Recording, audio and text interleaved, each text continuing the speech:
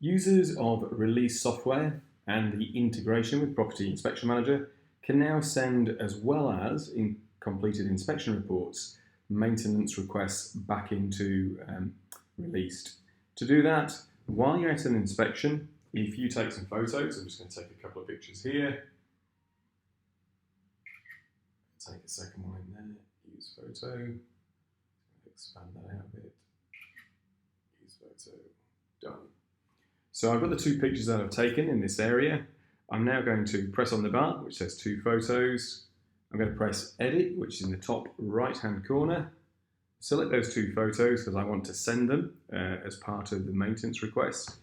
Then I move down to this two photos selected and the action button, and it says send a maintenance request to Re-Leased.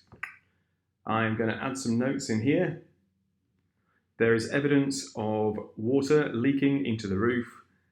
The tiles in the suspended ceiling need replacing. Once I've done that, I can press done in the top right-hand corner, and then that should be sent. Yes, there you go, back to the maintenance queue in Re-Leased. So what I'm going to do now is go into Re-Leased and show you where it goes to.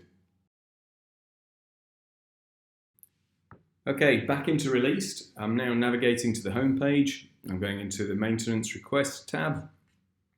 Clicking on Maintenance. I'm just going to change this to all managers so that all of the tasks appear. I'm just going to change the date so the most recent one is at the top.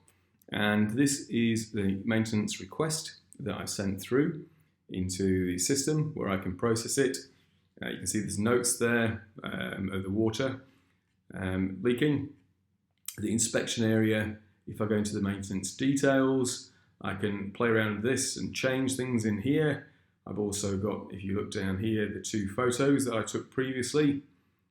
So I can pull those up and I can have a look at those as well. So it's a really handy tool to be able to capture both your inspections and also your maintenance requests.